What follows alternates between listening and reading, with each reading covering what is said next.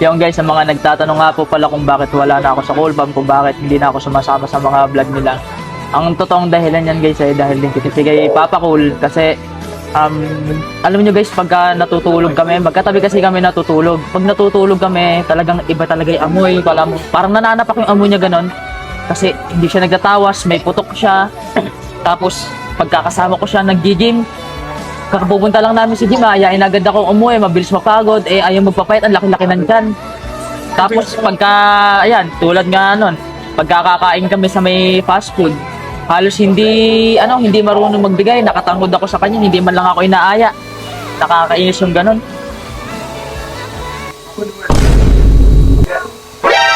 Sinasabi mo? Wala. Sinasabi mo? Sabi ko, ang bait mo. Sinasabi mo? Sabi ko, ang bait mo. Ang bait ko. May sasabi yung gano'n. May siraan ako dito. Narinig ko. Di ba wala naman? Sabi mo madamot ako. Tignan mo, nasa iyo lahat ng pagkain. Wala, oh.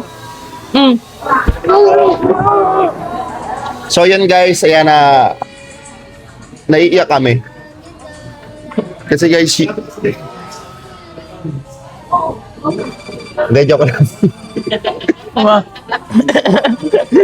Alam niyo kung ano na nangyayari. Hindi ko alam na sabihin ko. Hindi, joke lang. Hindi na kami nagko-content guys sa Blue App, no? Kasi guys, alam niyo naman, ang trabaho namin na ginagawa ay para syempre sa pamilya namin, magkaroon ng kita. Alam niyo yun, pero kasi guys, wala na. Ayan, usong-uso yan. Alam niyo naman.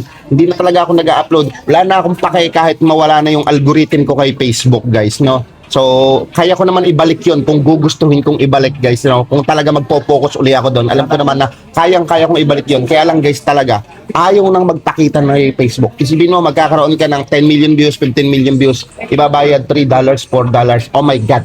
Oh, paghihirapan mo pa yon, i-edit mo pa yon. Kaya guys, mas pinilit na lang namin na ihinto na lang. Hindi, joke lang. Guys, ito, nawala kami sa Facebook. Pero may upload pa rin kami doon paunti-unti, guys, no? Pero hintayin nyo, guys. Kung gusto nyo talagang makita kami ng live ng Mama Cool nyo, guys, makikita nyo naman kami sa Black App o ang tinatawag naming TikTok. At ito lang naman yung mga live namin. Ayan. Ayan. Ano yung mga inisip? Diba?